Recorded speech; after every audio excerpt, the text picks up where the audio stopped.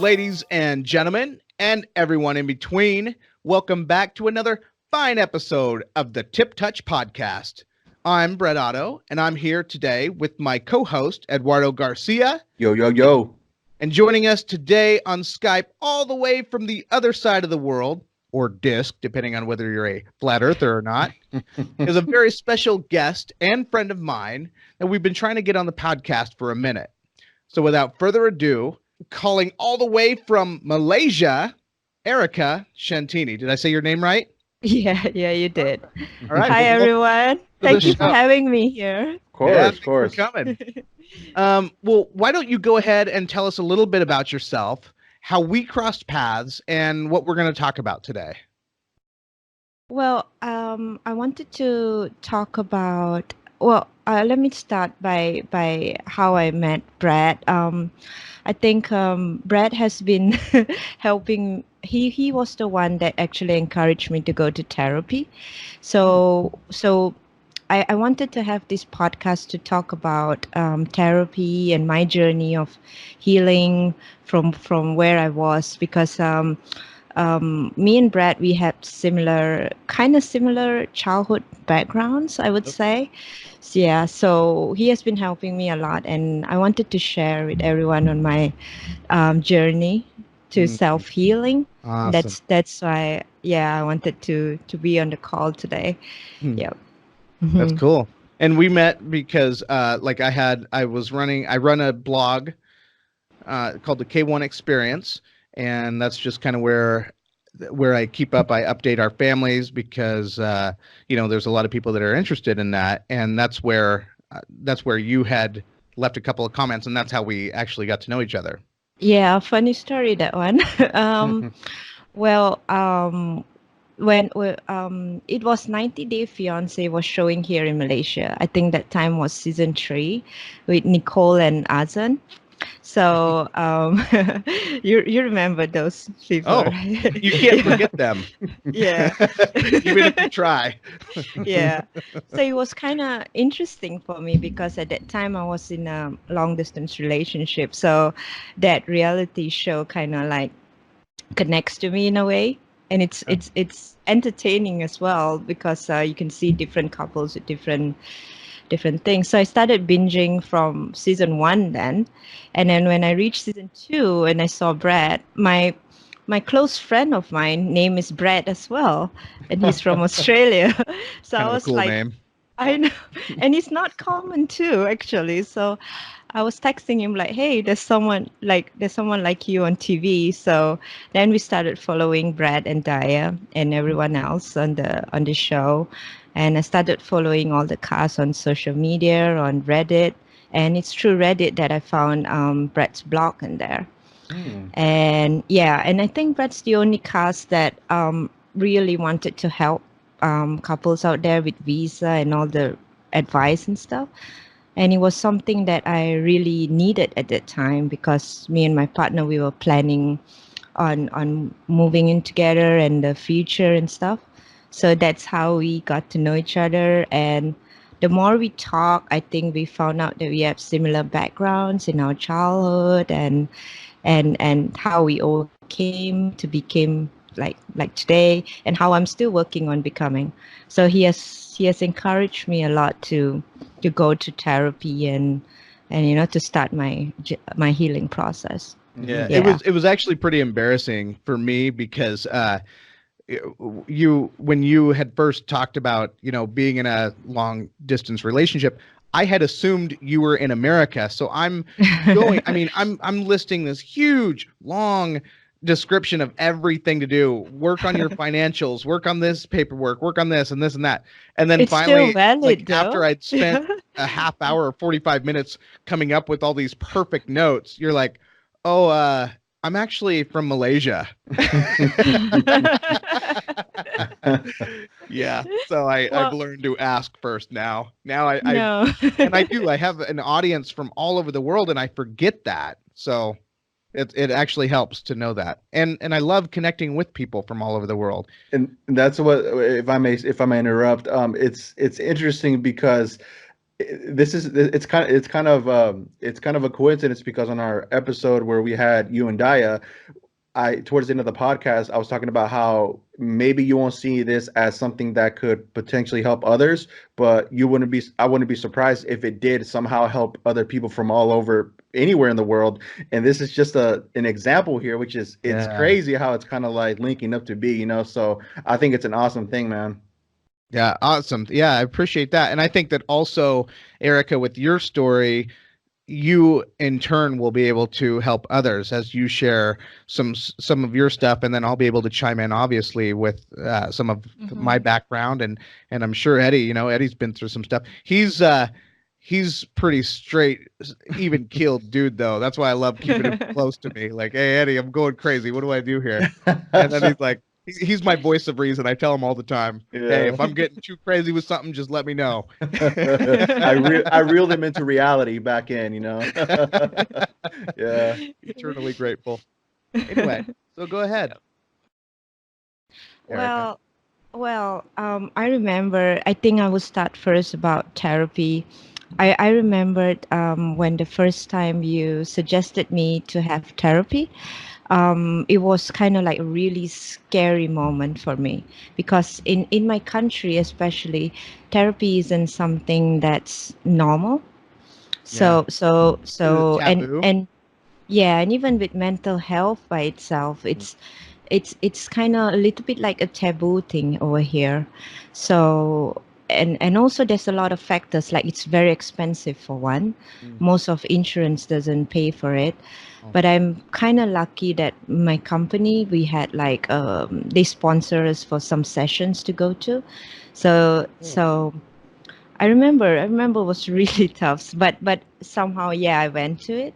And I remember in the first session that I went to, I was shaking, like really shaking, Yep.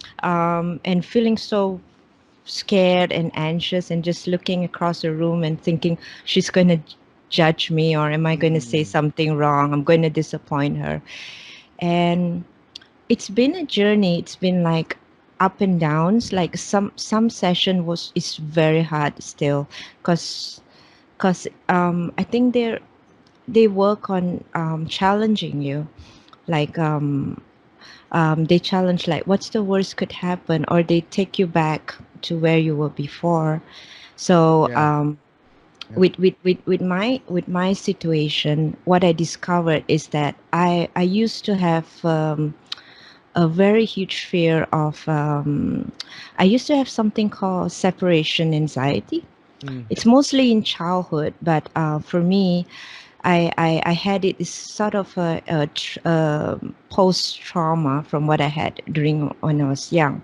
So now when I'm older, whenever I'm close with someone and the person get distance, it kind of panics me in a way, and I'll try to like really hard to get the bond back together. Yeah.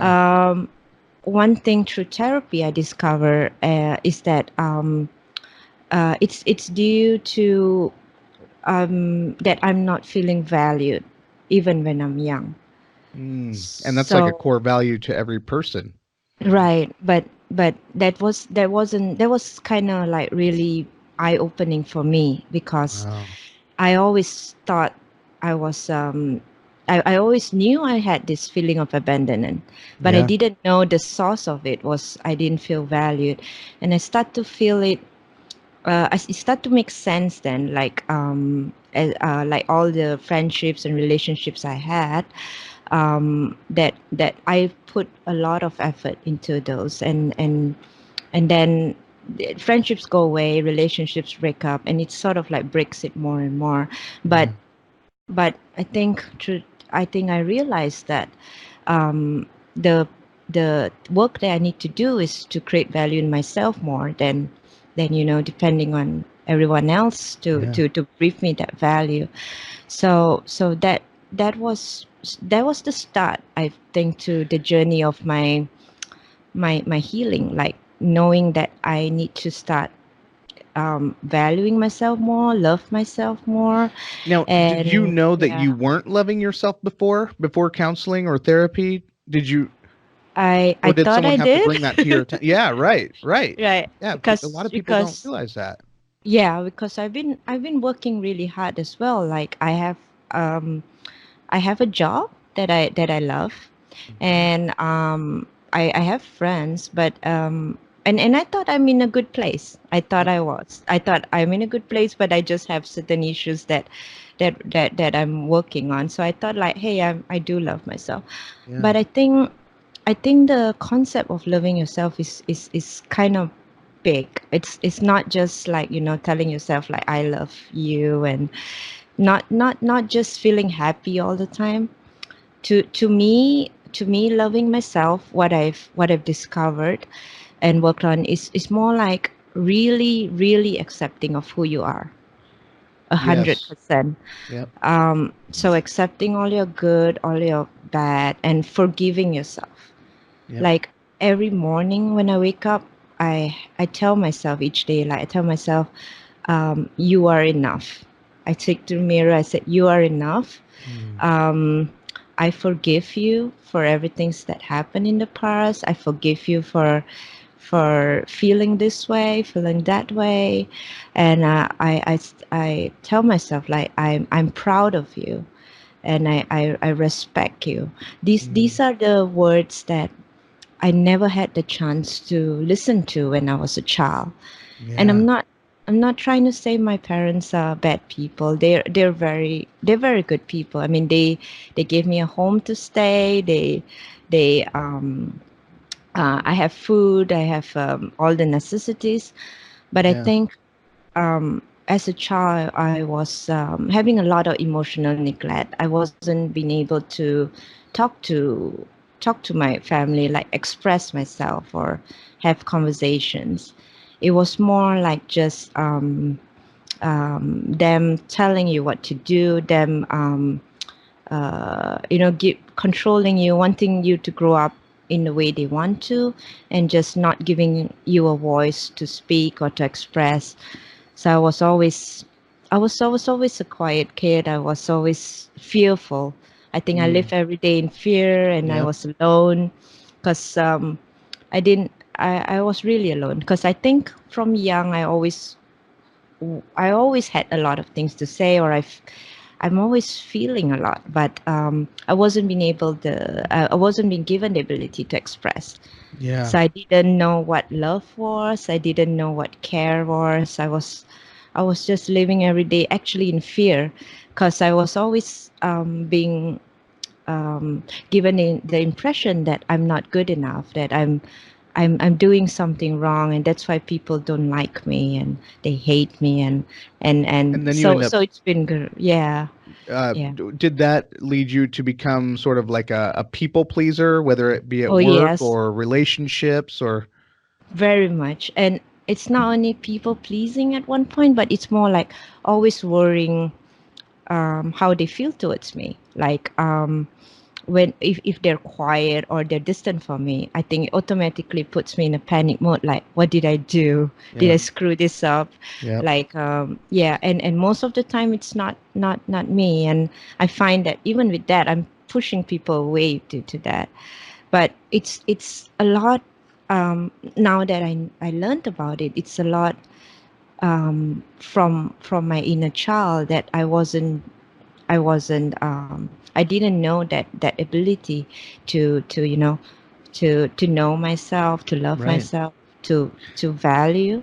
So And so yeah. not only do you not know, but like you said, you come from an Asian culture where Mhm. it's not even something that is talked about. It's not it's Right. some and so, with your culture, what is the Asian culture like when it comes to love and openness and caring and all that kind of stuff? Well, I can't speak for everyone because I think now Asian is more modern and stuff. But when I was younger, um, it's more towards parents or caretakers. They don't say I love you and stuff. It's more like they provide you food, like they cook you food. That's a sign of love. They send you to school. They work hard to give you education. That's a sign of love. Mm.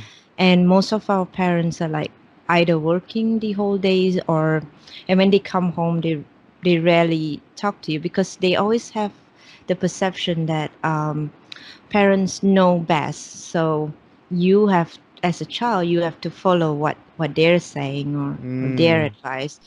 So So there's no debate, no arguments, no nothing, right? no ability to express as well, Mm. and even if you want to express, you are scared because you feel like you feel like they're going to get offended or something, or you feel like I'm not in a position to do so. Gotcha. and Yep.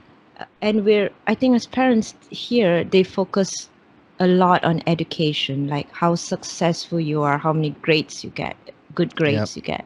Yep. uh, um so that's something to me which is very, I mean, I don't agree in that one bit. Like, I feel like that the emotional and the emotional intelligence, or the empathy, or the it's more like your personality is what you like. I like, I have kids on my own. I have a boy and a girl, and Mm. I always tell them that you need to be yourself. It's okay for you to fight with me, argue with me, or anything, but you Yeah. be yourself, and you can do things that are totally opposite than what I do. It's fine, but I want you to be 100% yourself. And I'm happy. My kids are really opposite than me, and they Yeah. challenge me every day, and they fight with me and stuff. But I mean, But does good that give them fights. that confidence Yeah, and that voice? yeah, they Oh, do. that's Like, great. That is yeah, great. yeah, and I love that. I love that they're always challenging me. They can just come up to me and tell me like, hey, mom, I don't think you should do like this, or why can't you, why can't you be smarter? Like, I'm trying to learn Chinese language, and I just couldn't get it. It's so hard. Mm. And my kids are always coming up to me and say, "Oh, you should be able to do this. You should be able to get this." But I like it because, they're they're being themselves, and they're just coming full to me, like they don't live in fear or something. I think kids living in fear is one of the worst things you can do to a Yes. kid. Yeah, Yep. Yep. yeah, Wow. That's awesome. So you're talking about um, self-value, and we're talking about therapy, and then abandonment versus self-value. How right. how how do those two mesh? um I think it's more like it connects to each other, abandon or self value. But I think a lot of people in this world um, do not realize the abandonment is caused by self value. It's they think it's two different things, or they have the perception like, um, I need you to value me so I feel important. Mm. But I feel like, I feel like you need to first value yourself above everything, because nobody could give you 100% or value you 100% than you value yourself. Yeah. And when I learned this more and more, it came even to a point that even if the person didn't value me, that's fine, because now it doesn't really matter anymore, because it's matter how I value it. Yeah. Yeah, it and to me especially, those two are really big, and I used to think those are two very different things. But it's actually very connected to I yourself. Yeah, Yeah. and I want to build on that point of abandonment versus self-value, and the relationship with the two, because Mhm. when I was born, I had never met my real dad. To this day, I've never met him, and even on my birth certificate, it says unknown. And that it was always humiliating to me that I had somebody took the time to make me, and when you're a kid, you don't realize that accidents happen, and that, people when they're young, I mean, my mom was 18 when she had me, so she was 17 when she was pregnant with me, and he, I believe, was about 18 or 19. I think he was a year older. And so, you know, when I think of myself as a 19-year-old and the mistakes I made, uh, now that I'm older, I realize that yeah, this was too much for him. And but I still don't give him the pass for completely abandoning me, because what that abandonment does, when you're a man or woman, when you're a girl or a boy, and the person who's supposed to be your your your rock in life is Mm-hmm. missing, it leaves that void. And what that void can do is you end up feeling less than everybody. And I remember that's what I always felt like, is I always felt Right. less than everyone else is better than me. Everyone else has a mom and a dad. And Mm-hmm. it was, and then you'd go over to people's house, and not only that, but we were extremely poor. So then I'm going over to my friend's house, they have money, and when you're young you don't realize it, but then you get older and people start pointing things out to you, and then all of a sudden it's just one more thing. It shame comes so easy when you have Mm-hmm. abandonment, because abandonment is just, it leaves everything wide open for you Right. to take on, and that's a very hard thing. So you're more susceptible to uh, bad behaviors, early sex, drug use, gang activities, violence. You know, there's so many things in prison, and I'm talking on an American level.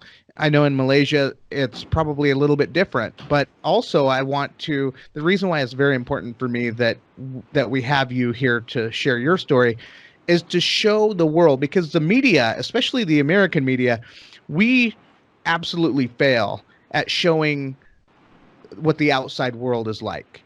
And and one thing I've noticed is, as the more and more people I talk to, is how similar we are. So if we're talking about mental illness here, what is it like in Malaysia? What is it like in the Philippines? What is it like in Mexico? What is it, you know what I mean? There's just, Mm-hmm. you can't say that it's got to be different or whatever. There's going to be nuances for sure, but in the in the large, for the most part, it's all going to be the same, very similar. And so that's, with you sharing your story, that's what I hope that our listeners and our audience gets to walk away with.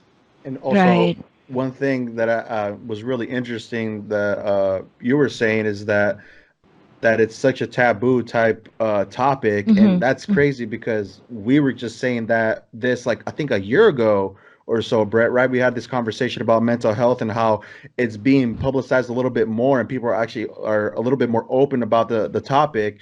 And in all reality, I feel like it is something really important to talk about because sometimes people need to decompress a lot, man. I mean, people Yeah. go through their own struggles every day, and it's kind of those things where you just don't want to have that contained for so long because it's like with anything, everything has a limit, you know, and something Mm-hmm. could occur after that. So it's it's interesting to hear that it's still kind of thought about that way over where you're at, but over here it's a little bit more different because it's literally being talked about more, and it's actually um, there's more, how do you say, services for that, like, you know, going to therapy. There's actually, I believe there's an app now that you can get where you can actually talk to any therapist online. Oh wow. Yeah, so There you go. there's stuff for that now, but Right. even, you know, looking back in the past, this wasn't such a big open topic like it is now. But that's just crazy to me to think that, you know, and where you're from, it's still kind of like a not so easy a thing to talk about in the open, I guess you can say, right?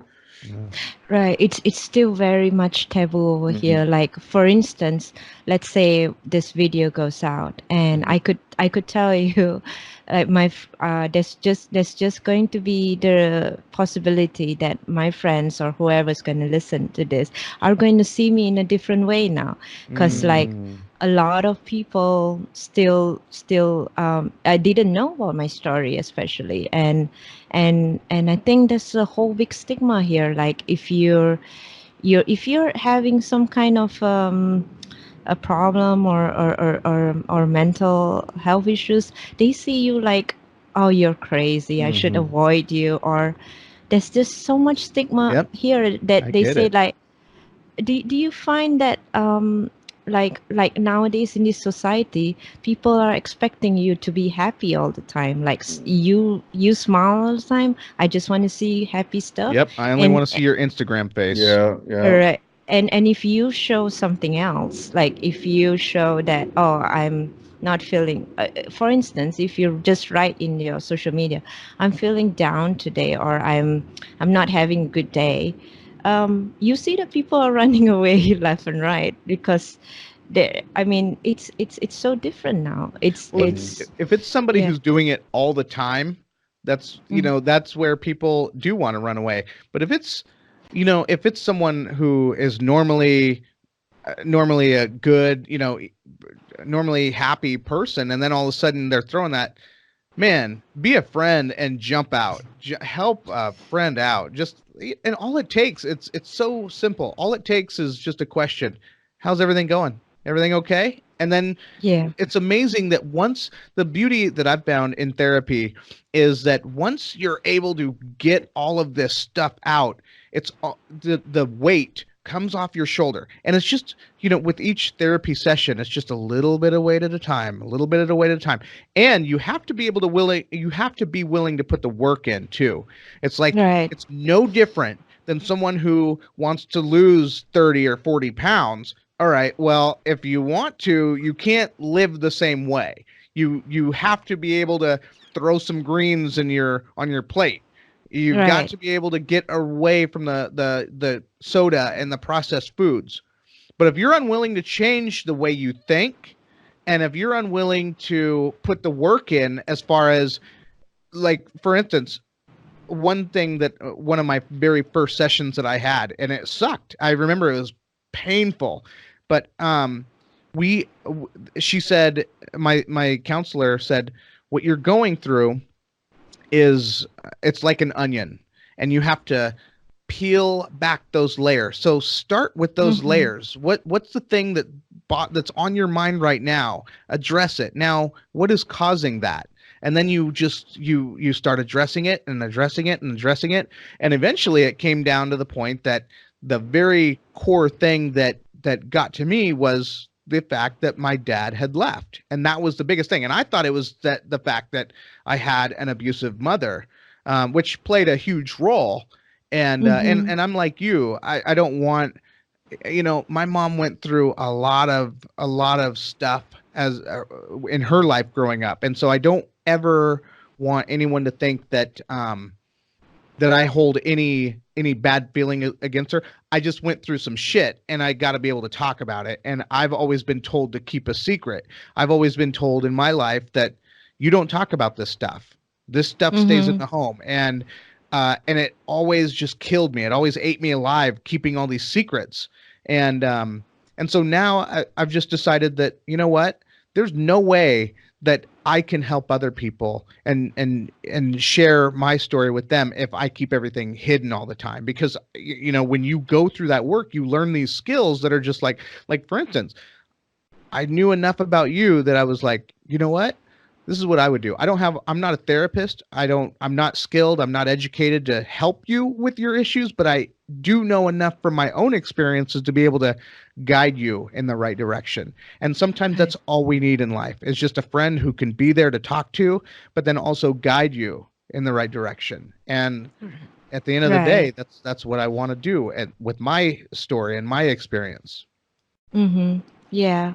And I think that like therapy is a great help, but then it is something that you need. There's a lot of other things you need to do as well in your daily life. Like you can't just depend on therapy, to feel better. Exactly. Like for me, I remember, and even until now it's still hard. Like it's a daily thing that I need to do. I listen to podcasts, I listen to Hopefully the tip meditation. touch. Mhm. Mhm. Touch. I'm just kidding. Yeah. I need to support my friends, yeah. Yeah. Mhm. We need it too. Yeah. And I remember when starting therapy and starting this journey, everything seems weird because I remember when I went to therapy and my therapist started doing this. hypnosis or thing, and it feels weird. Wow. She asks you to close your eyes and focus on breathing and go to a place like a calm place, for instance. And my Wow. mind is still like, I'm still here. Like I'm trying to go there, but I still know what's happening. And Wow. I mean, it's a journey. Like it's something you need to practice every day, actually. Like even I try meditation, and in the beginning, when you listen to meditation and they tell you focus on your breath or stuff like that, like I tried, but Yeah. I'm still pretty aware, because my mind is like it goes left and right and everywhere at the same Abs- time. yeah. Yeah, and to be able to just focus on one thing is it is hard, but the more I did it, the more now I'm starting to like it. Like I used to wake up in the morning and the first thing I do is look at my phone, look at my notifications. And I think that that's a very bad habit for me, because Mm. especially my journey of self-value, because I used to have the concept that, oh, I don't receive any message today. No one's thinking about me Oh, today. wow. Mm. Yeah. It's like I'm like nobody cares about Yep. me. And for a long time, I think maybe too, when I was a child, and I always craved that love and attention and affection and stuff like that. So when I don't receive anything, I'm like, I feel alone, totally alone. Yeah. But now every morning, I change my habits. Like now every morning when I wake up, the first thing I do is listen to meditation while I'm still asleep. Wow. And the meditation I love to listen to are like loving yourself or letting go or stuff like that. And it really changes your entire morning. It does. It does. So and it's practice. It's It's like like in the breakfast for the soul, right? yeah, and it's just like 10 minutes or 15, but it totally changes thing. I think small Wow. small little things, like drinking water when waking up, or drinking water before going to bed, or I had a friend who tell me to do that, like when you go to sleep drink water, when you wake up drink water. Totally changed me, totally. Mm.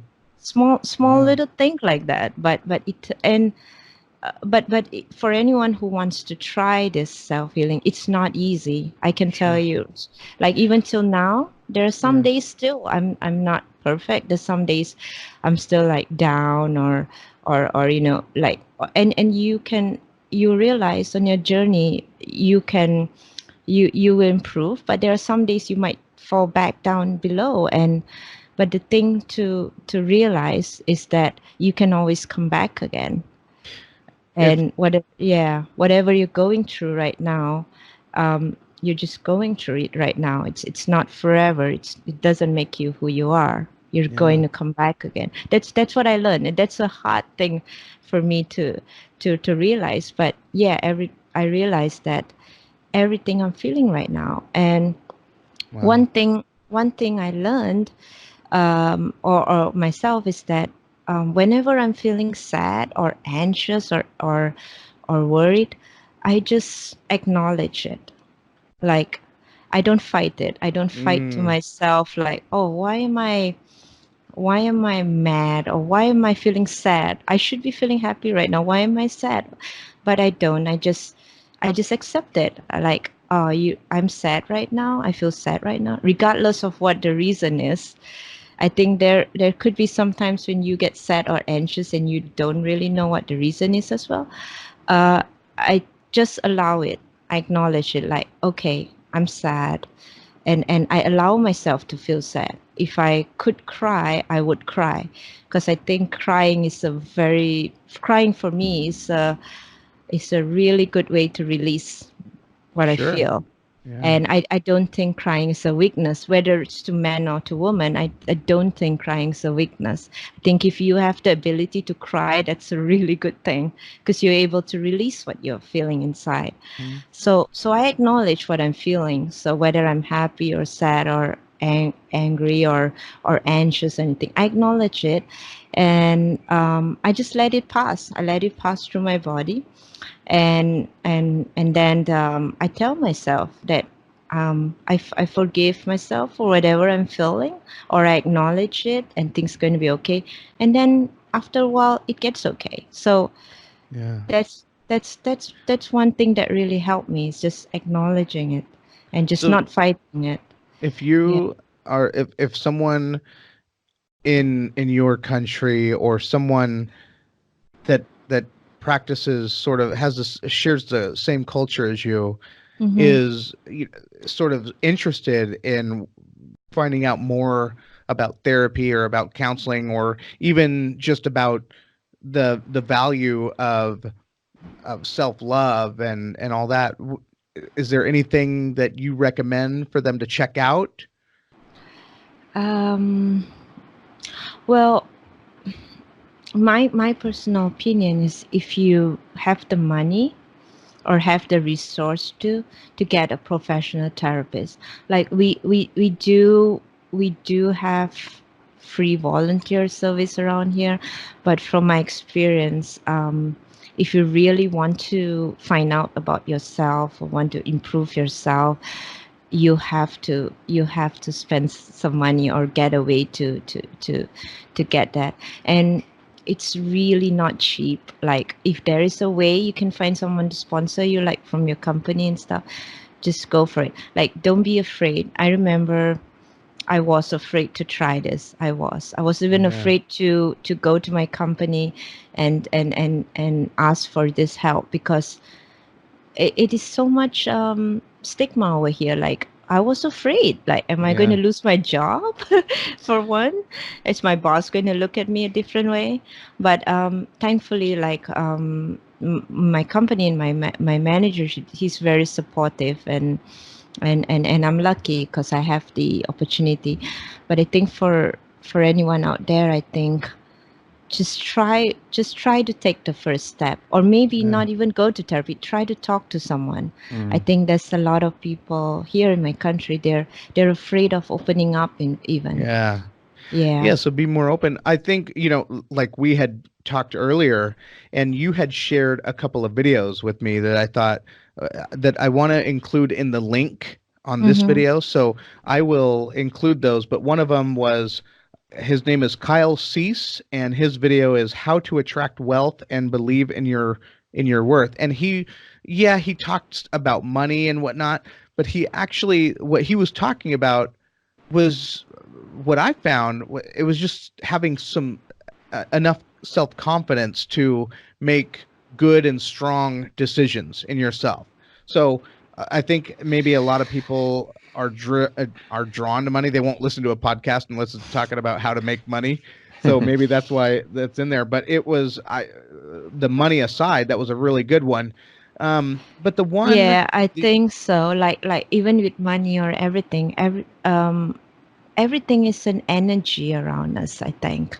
mm, Like, if you want to attract money or friendships or relationships, everything, it really comes down to how you feel.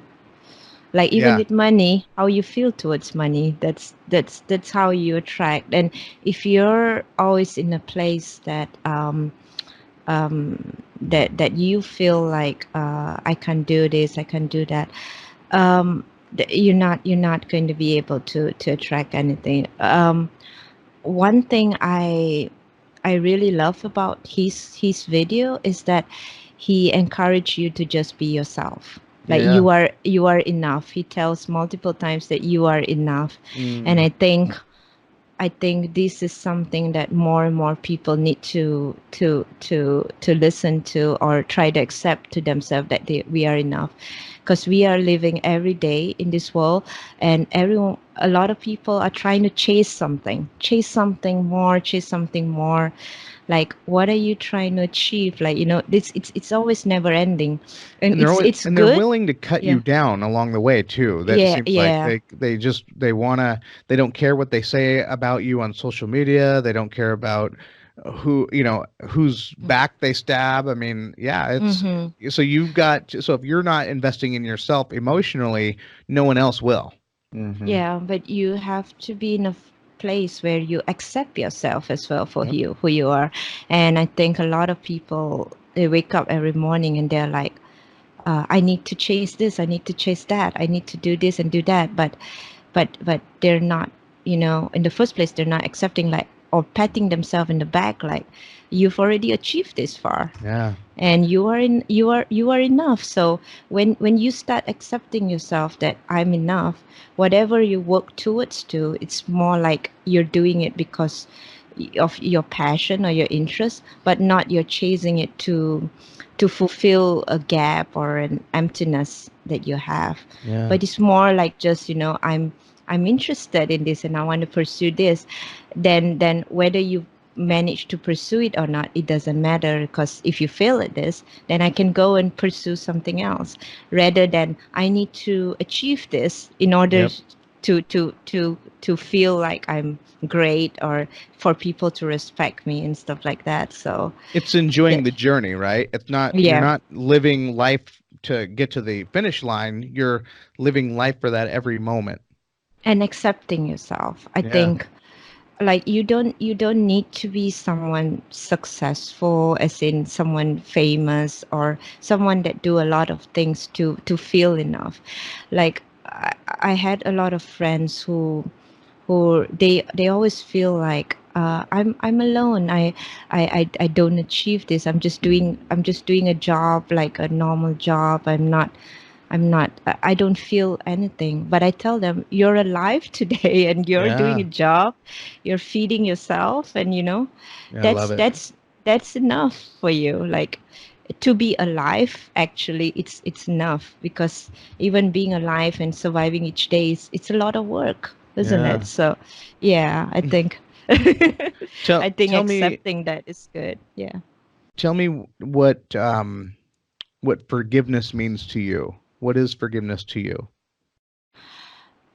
Forgiveness is, to me, is being able to really look at what are the things that hurt you inside, or what are the things that make you feel down, and telling yourself that, I forgive you, I forgive, like letting it go. I think the Mm. the the word is letting it go. Yeah.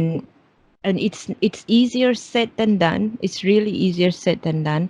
um, but to me, it's a practice I try to do every day. I wake up every morning, and I tell myself, I forgive you for this, I forgive you for that. And sometimes not even yourself, like forgiving others, maybe Yeah. for what they do to you. And that's hard. That That's is a hard really hard. one. Yep. Yes. But Y- and when you start doing this in the beginning, it doesn't make sense to you. Your head will tell you, your heart will tell you, like, this doesn't make sense. Like, I don't forgive you, even though you're saying the words, I don't forgive, or when you're saying to yourself, I don't forgive you, you still feel that whole guilt in yourself, or still anger in yourself. But the more you do it, like after you're doing it for 2 weeks or 3 weeks, it seems more natural, and you find yourself like, i'm not I'm not feeling that strong about this thing anymore, or I'm not feeling that strong. Or you start seeing things a different way, like you said, oh, Yep.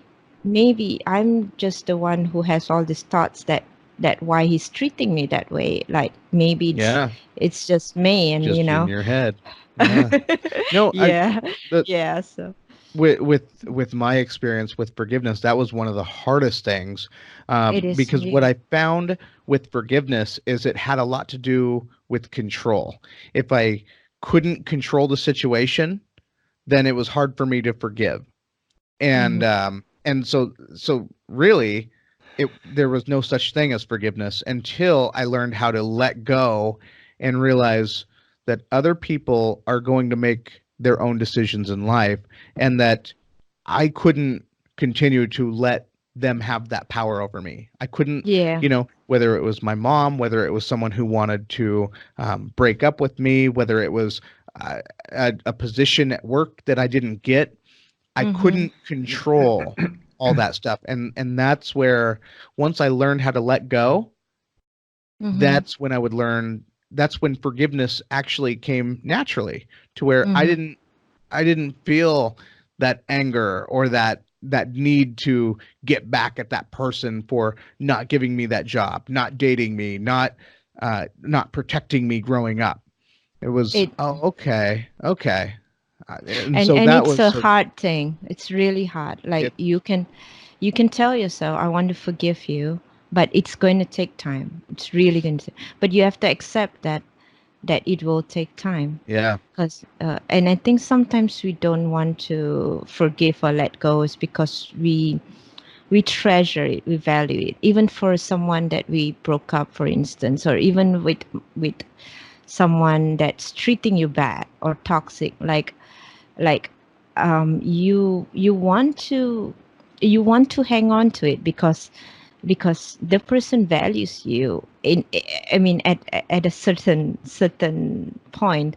Like, oh, he was in a relationship with me, that he sees me for me, he accepts me, and then like I, I still hold on to you, but actually no, it's like you have to respect yourself and be kind to yourself too. I think that's one thing. Like, if you continue to allow someone to be toxic to you, or something, and you're not willing to let go or forgive, then you're just going to hurt yourself even more. You're not being in control. That person or that thing is controlling you, and is holding you more.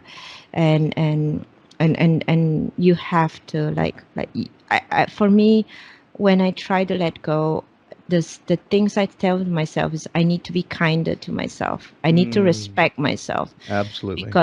because I find that when I'm still holding on to things that are toxic, or I'm not forgiving someone something, I find that I'm actually not being nice to myself. I'm not respecting myself. I'm Mm, I'm so I think that's one way I let go. But definitely it's not easy. It's really yeah. not easy.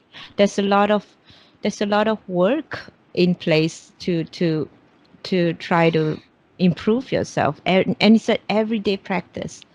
It's an everyday, you have to do it Yeah. every day. I think Yeah. one thing that was weird with me is that, I was so, I hated my life growing up. In fact, I mean, it was just, I hated it. I had so much, there was so much pain that I carried with me for so long. And it Mhm. wasn't until I had my first daughter that I realized I've got to change some things, right? Mhm. And actually it was even before then. It was, I remember I was in foster care when I was probably about 9 years old. And one thing I hated was, well, it was my last day of foster care, and I asked the foster mom, which, if in America, it's hit and miss whether you get a good foster home or not. A lot of foster homes, a lot of these foster parents don't know what they're getting into. They just think that, oh, okay, I'm getting an extra 600 or $700 or whatever it is, per head, and then they take in all these foster children, and they think that, they're making all this money. But other people do it for the right reasons. Other people are like, hey, I want to play a good part, and contribute in a positive way for our community. But then they just get in over their head. They don't realize what they've gotten into. And then other people are trained, and they step into this foster care role, and they do an excellent job. And others see vulnerabilities in the system, and they use it as a way to abuse children. So the children that could go there to get the help that they need and all that, they're actually walking into a trap. And the states don't, you just hear it all the time, all these horror stories about kids that go to foster care. So when I went into foster care, I was very grateful for the foster parents that I got. But I Mhm. remember the one thing that just stung me to no end was, it was my last day, and I asked the foster mom. I said, "Well, I'm leaving, but would you ever do this again?" And she, without skipping a beat, she said, "Absolutely not." And I just remember, like, my 9-year old self, it hurt so bad to hear that, because it felt like she was saying that to me. Like I was, and you know, I would be embarrassed to tell you all the stuff that she had to deal with me, Yeah. because you know she had to take me to the doctor because the trauma that I was going through was I was reacting in ways that are just completely embarrassing, and I've only told a few people of what I've actually gone through, but it was real trauma, and it was stuff that I couldn't control how my body reacted. And she dealt with that. She was not trained to deal with that. So now as I'm older, I realize that was a lot for her. But I guess what I'm getting at is, so after that, then they said the state of Idaho said, Brett, you need some male role models in your life. And so we have a program called Big Brothers Big Sisters, and it's where they take a kid who needs a boy or a girl, and they pair you up with a father or a mother figure, a mentor. And so every male mentor they tried to pair me up with, they would spend the day with me, and they would and I'd never see him again. They would all say no, he was too much, he was too much. Well, in my first year of college, one year, But I always how did it make you feel when it when they worthless. said you were too much, right? I just Yeah. always felt like I was too much, right? And so Right. but that was also something, like there's this fighter in me that I never wanted to let them get away with it, and I didn't want to get them back, like to, in an angry way. What I wanted to do was rectify the situation that was in my heart, and that was that worthlessness that I felt. And so in college there was this program. I think that they paid for my tuition if I did a volunteer program. And here's the cool thing. So they said, if you volunteer with this list of programs, we'll pay your tuition. And so one of those names was Big Brothers Big Sisters. One of those programs was that. And I knew instantly. I said, that's what I want, because I want vindication. I want retribution, from all of my past. And so I took it in. I went in there, and this was also at a time where I was still processing sort of my childhood. So I got in a lot of fights. And so I had, on my adult record at the time, I had been arrested for assault. And so I had to let the program know that, hey, I just want to be upfront. When you do my background check, you're going to see an assault on my record. Uh, there's no issue. You won't have anything to worry about. So they said, that's fine. But the only kid we have available, he's been passed over by everybody else. And I said, then give him to me. I will figure out a way. I will make it happen. And I took him, Yeah. and he was 15, and I think I was like 20. So there was like a 5-year difference, and I kept him until he was 18. And so we graduated together, and that, even to this day, and the only reason I don't keep in touch with him now is because I got rid of my Facebook. But up until I got rid of my Facebook, I kept up with him all the time just to keep tabs on his life. Hey man, how you doing? How you doing? But that healed that part of my life. Doing something good in return for something that was done in my eyes that was bad, that hurt a lot, it healed that in my life. And so that I go at parenting, and I go at parenting the same exact way, where I hated the fact that I was never protected. I was exposed to way too much. My innocence was gone at a way too early of an age, and I hated that. And so one thing I do with my children is I just shower them with as much innocence as I can give them. So I have an 11-year-old that still believes in Santa, and I just love that to no end. People laugh. I still believe in Santa. So do I. Yeah. So do I. I don't know how I get all these gifts under the tree, I, but I, it's I just, don't have a chimney, but I still believe. that's right. Yeah.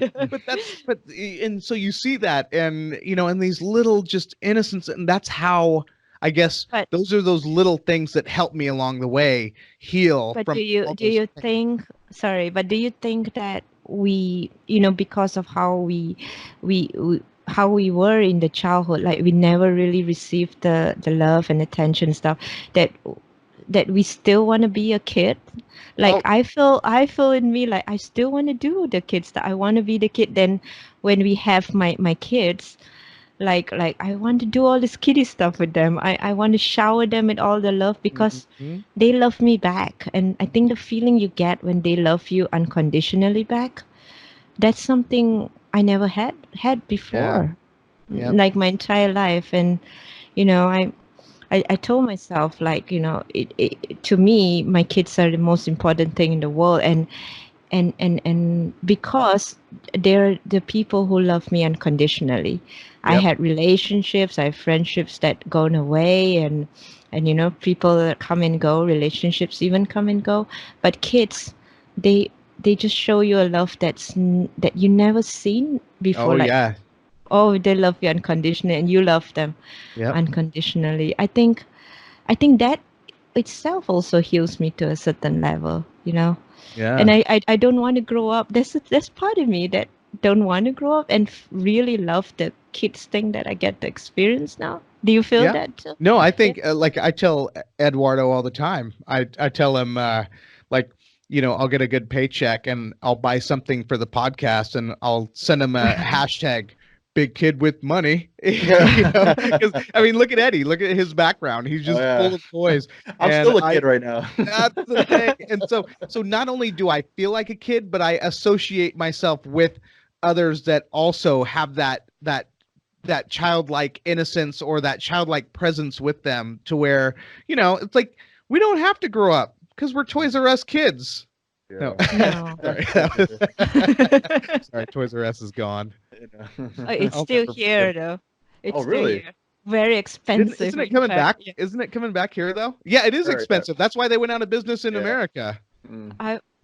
Like one toy here costs about 200 ringgits. Like that's like 50 US dollars, I think. It's crazy. That's gonna be gold plated.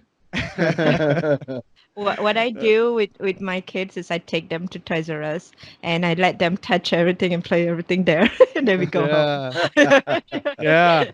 Nice. And Sounds like my the parents. like Eddie. So I think for right now, for this podcast, I think we covered a lot of really awesome topics. But just to sort of as to prepare the audience for future podcasts, we want to have you back on because I know that you're a big Marvel fan, and I know Eddie is, and I Mhm. think I that think you Ed, two. I think Eduardo, you're a bigger fan than me. Like, look at your background. What's Just a your little first bit. clue? Just a little bit. Who's Yeah. your favorite though? Is it Thanos? I think. Thanos, he's my Yeah. favorite villain. Yeah, he's my favorite villain. Superhero, I would have to say Iron Man is my Oh favorite. yeah. Yeah, Did, yeah. did you cry when he died? Well, Spoiler alert! Wow.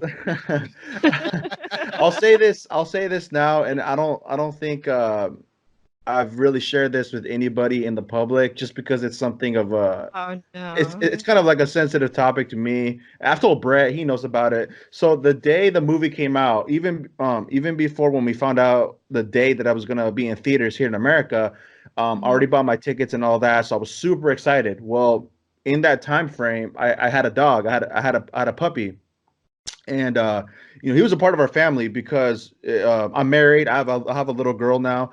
But before that, while my wife was pregnant, or when my little girl still, she was a couple months year old. I still had my dog, and I was seeing that bond that my dog was growing with my daughter. Well, into like a little further into like maybe like around June. I think that's when the movie came out, like June of this year. He got really sick, and Oh we were no. really Yeah. worried of what was going on. We had no clue. Like the vets couldn't tell us what was wrong with him, and then he was just wasn't looking good. Well, that day actually, we had to put him down. The day that I went to go see Oh. Endgame, we had to put him down, and it was a tough decision only Yeah. because my wife was telling me that it probably isn't a good idea if we let him live any more longer because he's probably in a lot of pain. So we had to do it then and there, and half of me kind of wanted not to go see the movie. I really didn't feel like doing anything like that day, Right. but Yeah. my wife kind of like said, look, maybe it is a good idea if we just go watch the movie because if we go home, it's just going to be a little bit hard because he's not going to be there. At least just to get our minds off of it a little bit. And when Oh, that yeah. scene what you're talking about, in the movie, for those who don't know, never seen it, that he died, Tony Stark died. Why sorry, don't you sorry, Brett. say it, Brad? Yeah. So Tony Yeah. Stark dies, and Yeah. I felt in a way it was weird because like I felt like it wasn't real. Then I woke up Mhm. the next morning and I'm like, man, I just can't believe that, like, I lost my dog, but then we lost Tony Mm. Stark. You know what I'm Oh, saying? I So know. it was kind of like that feeling of that.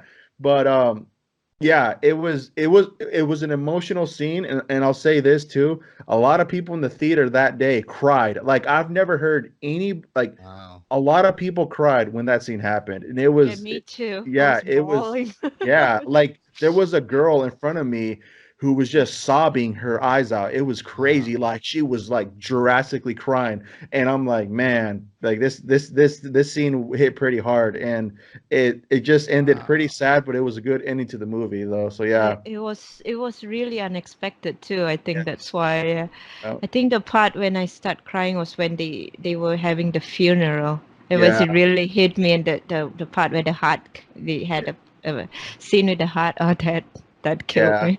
yeah. Yeah. That's Wow. true. Yeah, yeah. So yeah, I'm I a feel like a fan though. loser. And after that, no, and after that doesn't seem like all the other Marvel movies matter anymore. Yeah, yeah. Kind of, No, yeah. seriously. Yeah. So There, it there, was definitely, it was sad. It was a sad ending though, but yeah. But there it was was good. a It was good. yeah, there was a Marvel exhibition at at my country Oh, just a really? while ago. That was amazing. Yeah, Oh, yeah. nice. Nice. They were having like they even had a video on Iron Man from the beginning to the end, like all his transformations. Oh, that's so awesome. That is Wow. so sick. That's so cool. That Yeah. it is so cool, and you get to be an Avenger as well in Oh, the exhibition. that's You so get a cool. card, Yeah, like see, we're yeah. still kids, man. We still enjoy that We stuff that, Yeah. it's that feel, like I was telling Brett that it's something when I was little that I still enjoy now, even as an adult. So it's cool to have that type of innocence, I guess you can say, that you Mhm. can kind of, visit your childhood through different experiences like that. It's just awesome, I think. Yeah, and I really love those like those older people that still like behaves like they're young Yeah. and they have a Yeah. child in them. I wish I could be like them when I'm like I wish this kid in me doesn't just go away Yeah. anytime. Yeah. That's cool. Well, Erica, thank So you very much. yeah, Did you have more to say, or because I I did. we're hitting up on? Did you? Go ahead. Go ahead. Well, I'll make it really short. I think one thing that I wanted to talk about with I wanted to share everyone. Maybe we could for everyone maybe to try at home or something. Hmm. Yeah. One of the thing with my therapist, she went through with me a practice was parenting your inner child. Oh yes, yes, yes.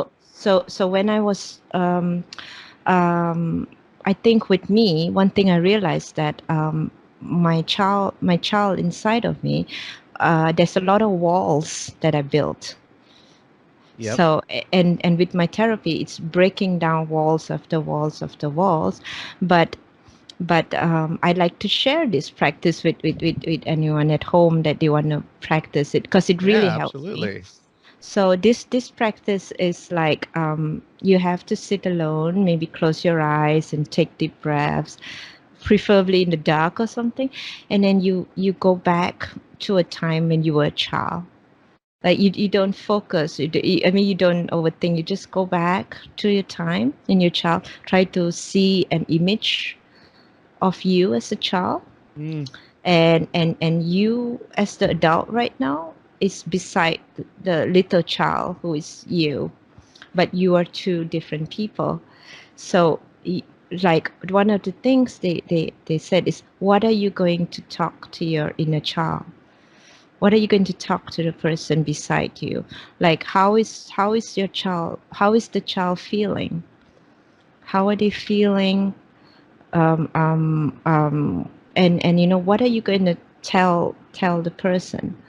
And mm, for me, when the first image I got when I saw my inner me is that how scared I was, how hurt I was, how confused, Mm, or I'm just seeing myself curling at the corner of my room, just scared and alone, wow. and and and just feeling Wow. like, yeah, feeling so afraid. But then the yourself as an adult sits beside the child. What would you do with that child when you see that person? What would you do? So one of the things I did, the first thing, I mean, in my head, what I did was hugged myself really tight, hug myself, because Mm, and tell myself like, hey, I love you. I'm not going to leave you. I'm going to be always there for you. And you're going to be okay, because look at me growing up. Like, you're good. You're okay. And you're going to be able to do all these amazing things. And you're going to be great. You're going to be just, everything's just going to be okay. And even wow. though life is going to be tough at times, but you're going to be okay. And you tell, and at that moment, you sort of can really feel what your inner child feels, Yeah. and you're telling your inner child like, hey, it's going to be okay, and I love you. I think the thing that really touches me is that I tell myself that I love you. I tell myself that I'm hugging, I'm giving emotional support. Yeah. And I think So you're that, giving yourself what you never got as a child, but you are yes, now giving y- yourself that as a child. right, right. Wow. I'm Wow. giving that, and every night now before I sleep, that's the thing I do. I revisit myself, but I see these two people as two different people. I don't see that it's same me. I see like a child and me. So I'm helping myself. Yeah. I'm giving myself the love. I'm loving myself, but and I love this practice because I'm a mother, and Yeah. it feels like And I'm you're I'm, already I'm good loving. at it with your own children, so Yeah, I like to feel so, yeah. and wow. and and it just reminds me of like a child that I have now, that I need to love and protect. And the more I do it every day, I feel like I'm getting better. I feel like myself is breaking off the walls that I built in myself. Yeah. And and one thing I find that when I do this practice is that now my heart is very very open to emotions. Like, I was watching this show on Netflix, The Big Bang Theory. I remember the last episode I was watching, and I'm not sure if you guys watch, but Sheldon, there was a main actor called Sheldon. He was giving his speech, and he was talking to all his friends and how important his friends were, and I just cried. Mm. That's It was just, awesome though. yeah, it was just one small scene, but I just cried. I felt like my heart now is more open to all these emotions, Yeah. and I feel like I'm more open to expressing, or to feel, or to just You know, release. no, Yeah. you're so right. And as I get older, and I'll only tell you two if you guys can promise to keep a secret. But But I, you now know, the whole world will know, right? don't say that. That's going to be too much pressure. But when last week I sent my wife and my daughter to the Philippines. My wife is from the Philippines, and they left, and they went through the security line so quick, and that's where I was hoping to spend the most time with them, was through the security line, because it takes forever and a day. But we bought the TSA pre-check, which is like just a super quick way of getting through the line. And anyway, and so it just hit me, and I could feel my eyes starting to well up, and I'm like, I got to get out of here quick. And so as soon as they were out of sight, I went to my car, but I took a picture of myself with my tears coming down my cheek to my wife to say, hey, I Oh freaking no. miss you. you know but as I get older, I find it easier to just express myself to those that I love, those that mean a lot to me, especially like with Eddie. He's another one that was, I came to him after a year of not talking to him, and I was so unhappy with what I had lost for that past year that I just approached him man to man, and I'm like, Eddie, I gotta apologize, man. I've been acting a fool for the last year, and eye to eye, man to man, I'm in the wrong. And dude, we were able to hug it out, and and just it. So that what I'm finding is that those relationships, you don't find those people, and when you do find those people that mean the world to you, you really have to just let those people know what they mean to you. Yeah, yeah. Is it hard for you though, as men, to express it, like Man, like so manly. oh I could say it is because I think it like with any other guy, I could just say that I feel if somebody were to express that, they would get that kind of thought that it's not a manly thing to do. Even if like you Yeah, cry absolutely. for like you were telling me, like your family is going to be gone for a couple months, and obviously it's like an honest feeling that you get because you're with them every day, so you can understand that that was just a natural reaction from your like yourself from the core that you shed a tear because you're not gonna see your family for a little bit, so it's just one of those things that just comes natural, so Uh, but I think for other guys they feel like it's some type of weakness, which in reality I personally feel like it's not. It's just human emotion, man. Like that's really what it boils down to. So but I could say it is a little tough on some circumstances, but the more I get older, the more I'm just kind of accepting of it. If this is how I feel, this is how I feel. I'm not gonna shy away from it. So, I mean, I can kind of say to answer your question, yeah, in a way it is kind of tough, but I feel like the more that as you get older, you kind of start seeing it as it's just a natural human reaction, I think. Yeah, and I, yeah. I I think that's a lot of to a woman. I think that's really attractive for a guy to be able to express himself, to be vulnerable. we we don't Eddie, why we are you don't crying, see. dude? No, right? So- No, I'm just joking. What about if you get a teardrop tattoo? Is that I know, attractive? right? Always crying. Yeah, you Uh, should, you should go get one. teardrop tattoo in America means that's normally how many people you've killed Yeah, in the that's prison. yeah. Sorry, that's not a Malaysian thing, I'm sure. well, in Malaysia, it's a lot. I think there's still a lot of. Well, I wouldn't say just Malaysia. It's Asia in general. Asia, there's still a lot of stereotypes around here about men and women and and mothers and single mothers and divorce. It's still a lot of stigma around here. A lot of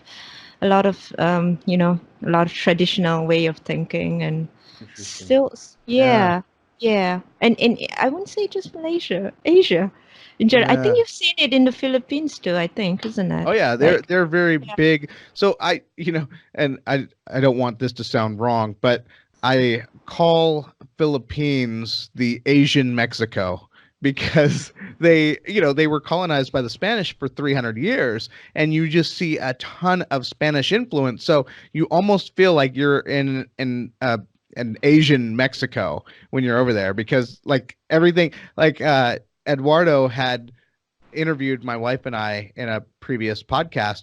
And we were talking about some of the things that we saw in the Philippines, like the Coca-Cola in the plastic bag, and some of those things. And like Eddie, I don't We know if you have know that this. here Do too. you have The it? Okay. plastic, Mm, yeah, Do you guys and the glass bottle. yeah. do cockfighting over there? Yeah, some Malay villages, yeah. Mm. Wow, I because yeah, my wife was asking me if I wanted to watch that. I said no, I don't want to watch birds with razors cutting each other up. That's animal cruelty here, right? That's Yeah, Oh good. wait, but they they don't have have that it in the there? Philippines, huh? Oh no, they don't have it there in No, they America. do. Yeah, they. They do. I don't know about Malaysia. You're supposed to tell me No, no, that. no, no, no. She's No, I asking mean if in in America. America. Oh, no. I mean, No. I would like. I think you have to go to Mexico for that. That's Yeah. what I was comparing it to. The fact that they had cockfighting in in uh, the Philippines, and then also they have it in Mexico. Yeah. I think Well, cockfighting was one of the traditional Malay cultures too. Like they Really? used to have, yeah, yeah. Hey, Like they used to be. Like I now think that still is. That's Yeah. crazy. Malaysia, uh correct me if I'm wrong. You guys, this is really for the American audience because again, we don't venture out too much, and I think that that's really to the detriment of ourselves. But tell us a little bit about your government. So your government is I'm going to get into troubles and no, you're not going to get in trouble. No, your government is what it is. Like, I mean, right. we have President Trump. That gets us in trouble. But have you guys heard about Malaysia? I know, Brad, you haven't heard about Malaysia the first time I told you. How about you, Eduardo? Have you heard? Honestly, not really that Yeah. much, to be honest. Yeah. Like well actually in Malaysia it's really nice over here. I love my country very much.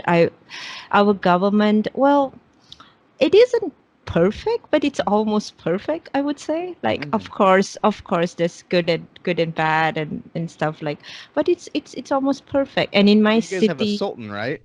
A sultan. hmm a sultan, a What is a king, sultan? Yeah, yeah, it's a sultan is like prince. I think it's Hmm. like a prince. like And we a have a Muslim king. prince, right? Mm-hmm. Yeah, Yeah, yeah. and then we have a king too. And then we Hmm. have yeah, but in my city it's special. In my state it's special because we don't have a sultan in my state. And there's Yeah. 3 states in Malaysia that doesn't have a sultan. Mine is one of them.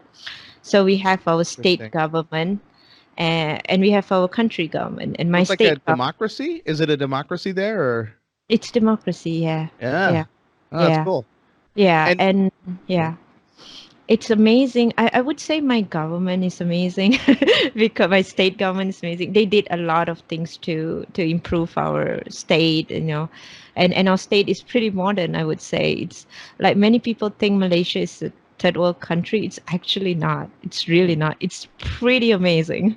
Hmm. what's one Yeah. example about how modern Malaysia is?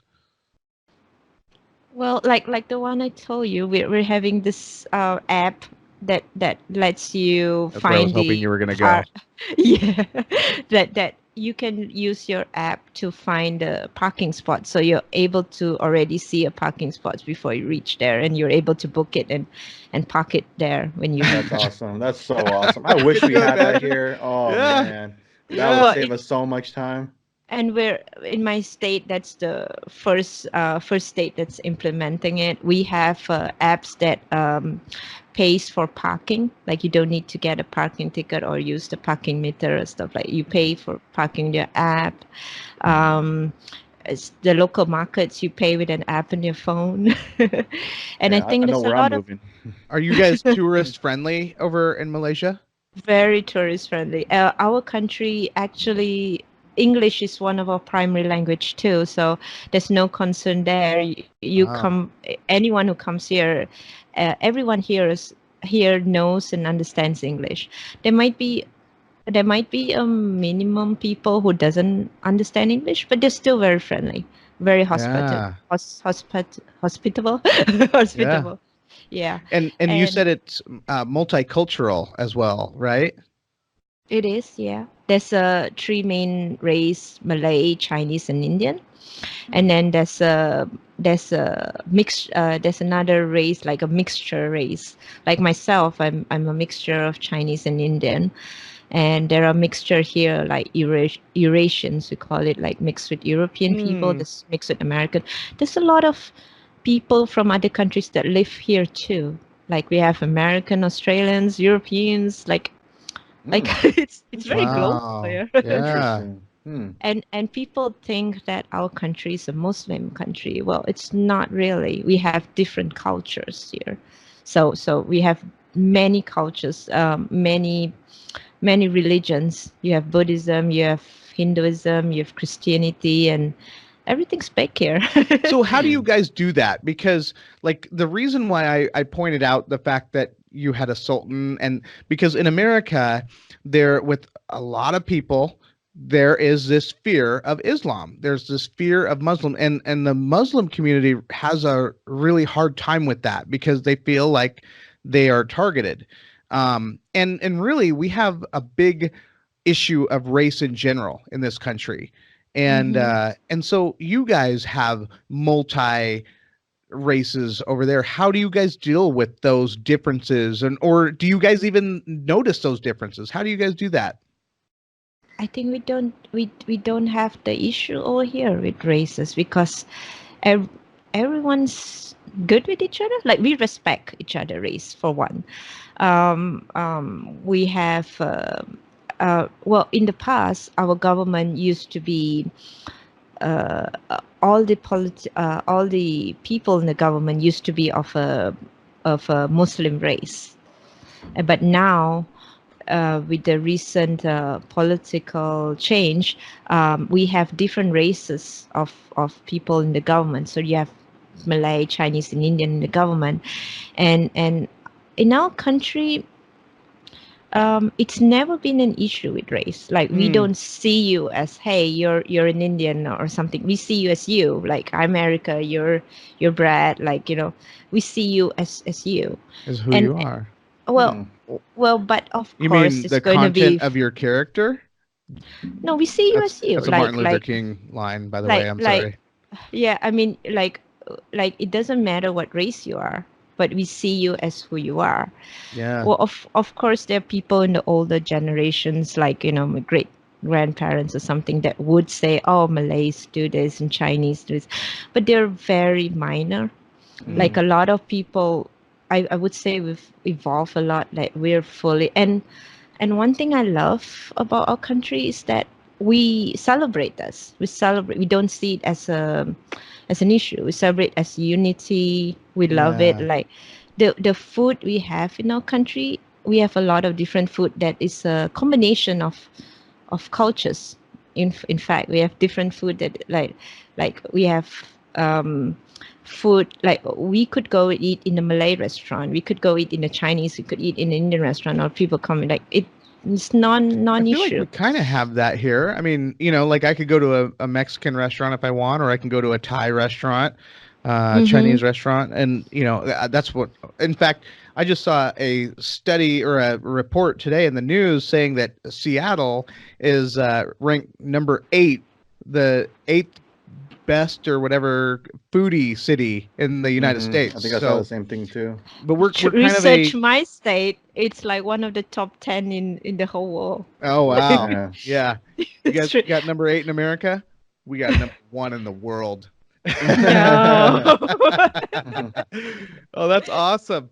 And Yeah, my uh, my state is actually famous for food, so we call it a food paradise here. Hmm. But I think one thing our country is really safe as well. You can go out 2, 3 a.m. in the morning, like as I can wow. walk the street 2, 3 a.m. It's no big deal, This place no sounds like issue. paradise, man. So It is. It is. Come yeah. visit sometime. Honestly, yeah. How expensive is it? Is it What? It's really cheap. I mean, for you guys, it's really cheap. It's 4 times the currency from here to there. I think 4.2 or 4.3. wow. So if you guys come here, you're like kings. Oh Like it's man. me. If I go to So America, I'll be broke. But so you guys come here, if me and Eddie it's cheap. landed in Malaysia, would Uh-huh. could we like pay people to like walk us, carry us through the town? Like, you Oh there. yeah. Or maybe you don't even need to pay people. Like you say, like, oh, who's those celebrities? Like, who cares? Oh man. That's awesome. Awesome. Yeah, yeah. I definitely, Yeah. you know, um, I got to talk to Daya. I got to talk to Daya Mhm. because I know that we want to get over there more. I know Eddie and I, we need to get on an international tip touch session Oh and yeah. get over there. Do that would be the coolest thing, right? But Yeah. Yeah, isn't this I would international today? Like yeah. I'm a different country. Yeah, Yeah. no, but it would be cool to actually like if we could do like a live session going to Malaysia and doing one there, That's that what would we're be saying. Yeah. awesome. Yeah. Yep. Have you guys heard any stereotypes about Malaysia before? Not Like me no, personally. I no, never yeah. have. The only Never. thing I heard was that it was a Muslim country, and Mm-hmm. like so in the Philippines, in the southern region, they have the Muslim region, which is sort of like a semi-autonomous part of the Philippines. And the one thing that they just caution Westerners is that you don't want to go too close to the south because they will kidnap you for ransom. Mm. So Oh no, when I had you don't heard get that this here. Malaysia was Yeah. was had a Muslim government, that was my only concern, was that if I ever went there, would I be kidnapped or whatever. But like talking to you, you've really eased that fear, that concern, I, basically I to I non-existent. think it's just a huge stereotype or belief, like, but actually Muslim people are just people. Like they're really nice. Yeah, Yeah, every it's like yeah, like that's every. Mm-hmm. I have a lot of friends who are Muslim as well, and they're just very nice. We don't hear any sort of terrorism or attacks or anything in our country. You barely hear anything. I yeah. think I think the biggest, maybe biggest crime we have here is like minor pickpocketing, which happens like once in 10 years, maybe. We would Like, take that in a heartbeat. Wow. Yeah, it's really safe and nice, and people are just really nice regardless of the race or religion. it's That's it's yeah. really awesome. nice, yeah. That's awesome. And maybe this will be a platform for people to know that Muslim people are just, they're not bad, really. I They're would love to have someone who practices Islam to I would totally be willing to talk about what the religion is, how I would love to see like how they feel like they are perceived in America, especially mm-hmm, post 9/11, mm-hmm, because 9/11 was one of those things that just scared a lot of Americans, and fear is something that has really usually causes people to make bad decisions. For instance, in World War II, when Pearl Harbor, which is a military base in Hawaii, when it was bombed by the Japanese, the the knee jerk reaction by the U.S. government was to gather all of the Japanese families and put them in internment camps in America. And you look at that and you're just like, are you serious? I mean, just because they were Japanese. And then a lot of, like I said, a lot of the a lot of people, Muslim people after 9/11 felt like targets, like some of the things, the insults that were hurled at them, and just a lot of things. And I think a lot of that is propagated by the media. I think the media mm-hmm, plays a huge role in that. And that's why mm-hmm. I love to talk directly with people. I grew up in Montana. I saw racism, I saw bigotry, I saw it all. And as a Right. Christian, I saw it in my church. I saw a lot of people that didn't act the right way, but I also saw a lot of people in my church that were just scared, or a lot Mm-hmm. of people in my community that were scared, and then they just didn't know how to react. And and I think that ca- that gets people in trouble here, is if they don't know how to react to something, they're instantly labeled a this or a that. And it's so hard, once you've been labeled, it's hard to work yourself out of that label. And Oh, and I think oh, that's and the goal of mine. speaking about that, I think for us to get a visa, even a tourist visa to visit America, it's a big challenge. Like I've heard that from a even lot of until people. now. No, but especially in Malaysia because it's a Muslim country, Yep. and it's unfair for us. Like, oh, really unfair. You have to go like I think 4 or 5 interviews, and that's and until now I haven't got my tourist visa yet because it's really complicated and it's a lot of money, just to go to America. So I think we're facing that stereotype you guys have towards us. Oh, wow. I remember when 9/11 happens, Yep. um, we almost lost our job because I work for an American company. I work with Dell, Mm. and Shout there out to were Dell. news. Shout I out to have a Dell. deal. There was news that Dell wants to shut down the company over here. Mm, So it was more we were fearing too. You know, wow. Yeah, yeah, yeah. It's not our fault one bit. Yeah, right, right.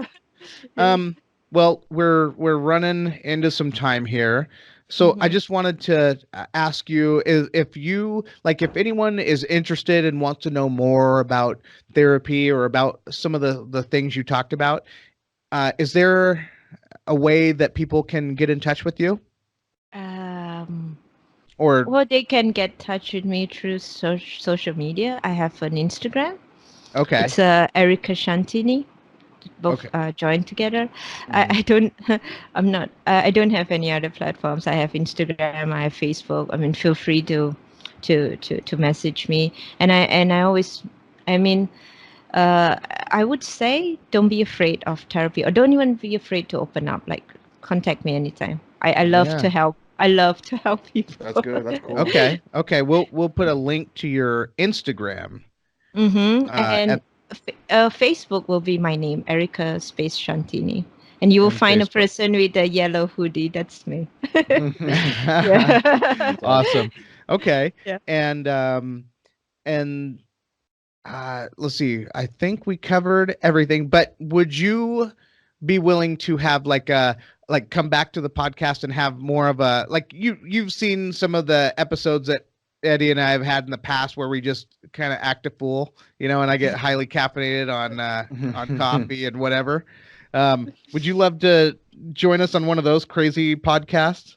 Yeah, for sure. It'll be great. That's awesome. Yeah. I feel like we're talking to someone from the future because it's already what, like 10 in the morning on a Tuesday or Uh, on a Friday at yours, and it's yeah, 7:30 on a Thursday here. So like yeah, we're Crazy, always isn't in it? the The time future. zones. Yeah. yeah. Hello.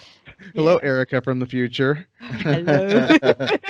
Tell me what's gonna happen. What are the lottery numbers? That's what I I know, need you to tell right? me. I But it's wish I funny. knew that, really. Then we don't even need therapy. It's like, oh, Right. I'm Yeah, kidding. right. God. Yeah. You've seen all those people lose everything. I If know. anyone Yeah. needs Yeah. needs therapy, it's a lottery winner. But No, I'm still no. playing, fool. We'll, we'll uh, get the lottery and we'll build a huge retreat to heal everyone there. absolutely. My man Yeah. Eddie, did you have anything that you wanted to say at the end here? No, it's. I think it's. This was an awesome conversation. I feel we touched on a few different things that I feel definitely would help people out there that are probably going through something similar as you two for sure. It's good to talk about stuff like this just because, um, maybe a lot of people aren't don't feel comfortable coming out and really speaking about sensitive subjects or just bring it up to anybody. And also having somebody to talk to. I think that's one of the most important things Yeah. that I can agree, and it's good to have this out there for the people to know that they're not alone. You know what I'm saying? So, uh, Mhm. even Yeah. us, I mean, we like talking to people too, and I thought it was a cool idea that we were going to have you on here. When Brett told me about this, I definitely would want to be part of the conversation, even though I didn't say much, but I was definitely listening and kind of giving my opinions on kind of things that you guys were talking about. And I just overall think this conversation was a good one. And for sure, we would love to have you on a future podcast if you're willing to do so. That'd be awesome. We talk about whatever, and yeah, I think it'd be good. Yeah, I'd love to. I think uh we could always talk about a lot of things. Like I would love to talk about my country for For one, or sure. some Yeah. Awesome. Asia Yeah. culture, and we maybe have Daya on because we can talk about Asia versus Yeah. America. Oh That yeah. would be great. Yeah. I think she has Yeah. very similar feelings about the Philippines as you do with Malaysia. So, like, the one thing I want to work out is when in one of our trips to the Philippines, if we can sort of make a route to Malaysia just to kind of visit, and maybe you could show us around. Oh That would be yes, a lot please. of fun. Yeah, yeah. Eduardo, you come too with your I know, family. right? Oh, Yeah, he's I'll gonna meet be you in our guys luggage. there. Yeah. That'd be awesome. Awesome. Yeah. Well, Erica, thank you Yeah. very much for taking the time, talking about something that's very important, and also showing the world how really connected we are. Mhm. You're in a completely different country talking about things that my next door neighbor could relate to. And I think that's one of the powerful things that we have about the internet and about taking control on our own. We don't really want to listen to what the media is feeding us. We can create the media ourselves. Yeah. And thank you so much for reaching out and sharing your story. And Yeah, can't and wait to have you again. no, I just want to end this podcast with three of my favorite quotes that I got when I listened to the Kyle Keys video. Cool. Okay, the first the first thing is when is saying that you are enough. There's no question. I always have this in the thought every day. You are enough. There's no question. The second thing is when your brain stresses of letting go is because your brain is only thinking about what you're losing instead of focusing what you will gain. Ooh, I love that. yeah. And the third thing is saying that the feelings are always right. However you feel, accept it. Don't fight Wow. it. Just accept it and everything's gonna be good. Everything's gonna be okay. That's a perfect way to end it.